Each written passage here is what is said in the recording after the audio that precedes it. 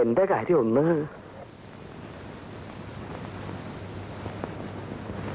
സാറിനെ കാണാൻ ഒരാൾ വന്ന് നിൽക്കുന്നു. വരാൻ പറയൂ. അതില്ലേ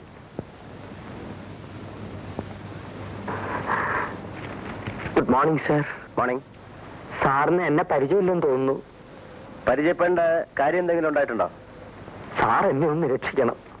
അതിന് നിങ്ങളെ ഞാൻ ശിക്ഷിച്ചില്ലല്ലോ. തൊട്ട കൈ കൊടുക്കാണല്ലോ സർ. Please help me. നിങ്ങൾക്ക് എന്താ പറയാനുള്ളത്? എന്റെ പേര് സുഗുണേന്ദ്രൻ. പക്ഷെ ഒരു ഗുണമില്ല സർ. BSc ജയിച്ചവന്. വേറെ എന്തുകൊണ്ട് വിശേഷം? വേറെ ഒരുപാട് വിശേഷങ്ങളുണ്ട് സാർ. 5 സഹോദരിമാരുണ്ട്. അമ്മയ്ക്ക് വാദം, അച്ഛൻ വേറെ പെണ്ണ് കെട്ടി സാർ.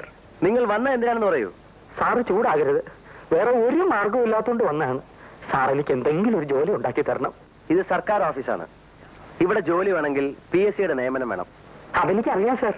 PSCയുടെ ടെസ്റ്റ് എഴുതി ഞാൻ മടുത്തു. ഇനി സാറ് വിചാരിച്ചാൽ എനിക്കൊരു ജോലി ഉണ്ടാക്കി തരാൻ കഴിയും. അതെങ്ങനെ? വലിയ വലിയ കോൺട്രാക്ടർമാർ പലരും ഇവിടെ വരാറില്ലേ? സാർ അവരുടെ നേരെ ഇങ്ങനെ ഒന്ന് വിരൽ അനക്കിയാൽ മതി, എനിക്കൊരു ജോലി കിട്ടിയിരിക്കും. ഞാൻ പറഞ്ഞാൽ അവർ ചിലപ്പോൾ നിങ്ങൾക്കൊരു ജോലി തന്നേക്കും. തൊഴുതുകൊണ്ട് തരും സാർ. പക്ഷേ ഞാൻ പറയില്ല. അതെന്താ സാർ?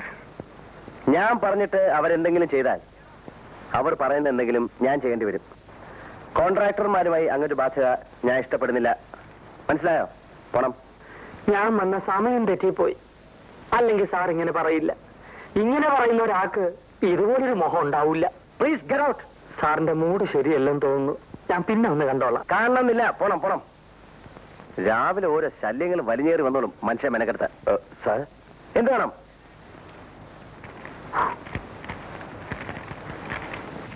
ഗീത നിങ്ങളാണോ? എന്റെ മകളാ. മാൾക്കോടെ തന്നു വരുന്നത് എന്തിനാ? അവള് പുറത്തുണ്ട്. എങ്കിൽ വിളിക്കണം. മോളെ,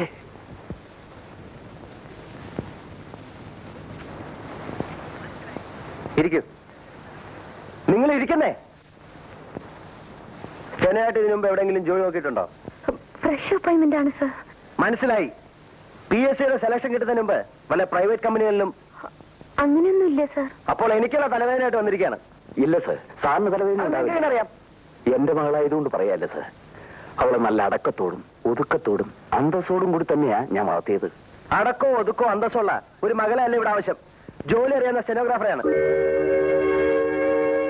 ഇന്ന് തന്നെ ജോയിൻ ചെയ്യല്ലേ? അതെ അതെ. നിങ്ങളോടല്ലേ ചോദിച്ചേ? ഇന്ന് തന്നെ ജോയിൻ ചെയ്യണം സർ. ഹലോ, ആ സൂപ്രണ്ട് ഗോപാലൻ നായരോട് ഇങ്ങോട്ട് വരാൻ പറയും. സാറേ, സാറ് വിളിക്കുന്നു.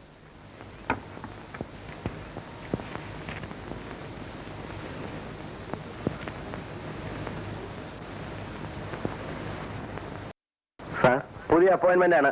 Steno cum typist. അവരുടെ സീറ്റ് കാണിച്ചു കൊടുക്കാം. വരണം. എന്റെ പേര് പറഞ്ഞില്ലല്ലോ. അച്യുതൻ നായർ. കൊള്ളാം, ബെസ്റ്റ് പേര്. പോണം.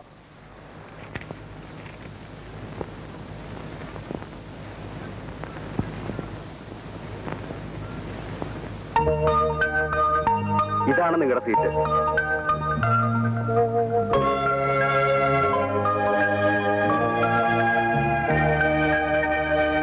സാറിന്റെ കംപ്ലീഷൻ സർട്ടിഫിക്കറ്റ് കിട്ടിയില്ലെങ്കിൽ പേയ്മെന്റ് കിട്ടില്ല. എഗ്രിമെന്റ് സമ്മതിച്ചുള്ള പ്രകാരം പണിത് പൂർത്തിയാക്കുന്ന പാലത്തിന് മാത്രമേ ഞാൻ കംപ്ലീഷൻ സർട്ടിഫിക്കറ്റ് കൊടുക്കൂ. ഇതും അങ്ങനെ നടക്കൂ. ചുരുക്കി പറഞ്ഞാൽ ഇപ്പോൾ ഞാൻ പണിത് പൂർത്തിയാക്കിയിരിക്കുന്ന പാലം പൊളിക്കണമെന്നർത്ഥം. അതൊരു സൽകൃത്യമായിരിക്കും. ആളുകളും വണ്ടിയും പാലവും കൂടി നദി വീഴുന്നതിനേക്കാൾ എത്രയോ നല്ലൊരു കാര്യമായിരിക്കും. ഒരു കാര്യം ചെയ്യാം, ഇന്നിനി ഇതിനെക്കുറിച്ച് ഒന്നും ഇവിടെ വെച്ച് സംസാരിക്കണ്ട. ഇനി ഞാൻ സാറിന്റെ വീട്ടിലേക്ക് വരാം. അത് വേണോ? വേണം. ബുദ്ധിമുട്ടാവും? ഇല്ല സാർ. നിനക്കെന്താ ജോലി? പശുക്കറവയാ. ചുമ്മാതല്ല ചക്കൂറ്റി പോലിരിക്കുന്നത്. നീ? ഞാൻ പാചകക്കാരിയാ. നിങ്ങളോ? തോപ്പുകാരിയാന്നേ. നിങ്ങൾക്ക് എന്തിനാ ശമ്പളം മേടിക്കുന്നത്? ജോലി ചെയ്യാതെ ശമ്പളം മേടിക്കുന്നത് കുറ്റകരമാണ്. എന്ത് ജോലി ചെയ്താലും അതിൻ്റെതായ അടുക്കും ചിട്ടയും വെടുപ്പും കൂടിയേ തീരൂ. ഇതെന്താ അടുക്കളയോ പശുത്തൊഴുത്തോ? മനുഷ്യരുടെ ആരോഗ്യത്തെ ബാധിക്കുന്ന കാര്യമാണിത്. നിങ്ങൾ എന്തിനു കുറ്റം പറയുന്നു? ഇതൊക്കെ ശ്രദ്ധിക്കാൻ ഇവിടെ ആരെങ്കിലും വേണ്ടേ? പക്ഷെ ഞാനിതൊന്നും സമ്മതിച്ചു തരില്ല. ഓരോന്നും വെക്കേണ്ട അടുത്ത് വെച്ച് തറയും തുടച്ച് വൃത്തിയാക്കിയതിനു ശേഷം ഇനി ഇവിടെ ആഹാരം വെച്ചാൽ മതി. മനസ്സിലായോ? മനസ്സിലായോന്ന്? മനസ്സിലായേ. തുടങ്ങിക്കോ. വേഗം വേണം. ഞാൻ പോയിട്ട് വീണ്ടും വരും.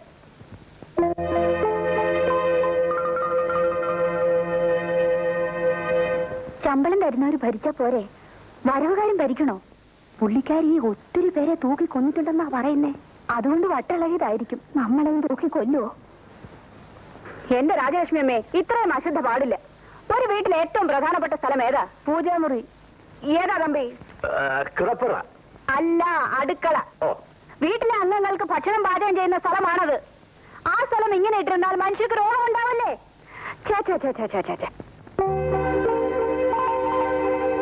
തമ്പി, നിങ്ങളല്ലേ ഈ വീട്ടിലെ ഗൃഹനാഥൻ? അതെ. പിന്നെന്താ നിങ്ങൾ ശ്രദ്ധിക്കാത്തത്? വല്ലപ്പോഴും കൂടെ നിങ്ങളൊന്ന് അടുക്കളയിൽ ചെന്ന് നോക്കണം.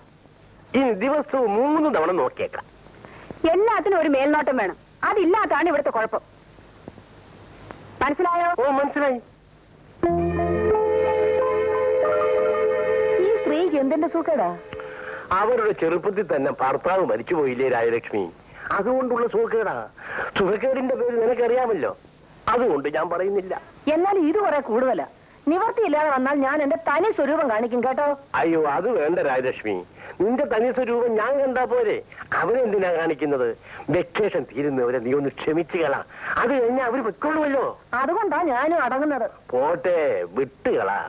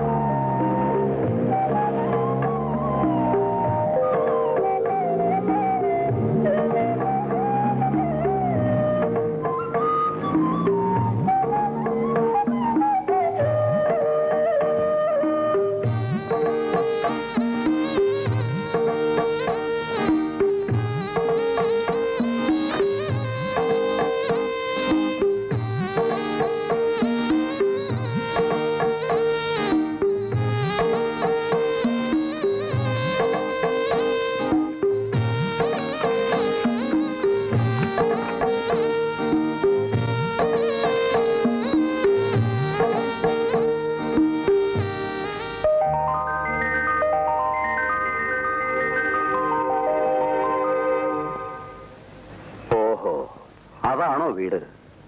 ഒരു വല്ലാത്ത സ്വഭാവം. ചെറുപ്പത്തിൻ്റെതാവും. അതെന്താ അങ്ങനെ പറഞ്ഞത്? നല്ല സ്നേഹമുള്ള പയ്യനാണല്ലോ. ഒരഹങ്കാരവുമില്ല.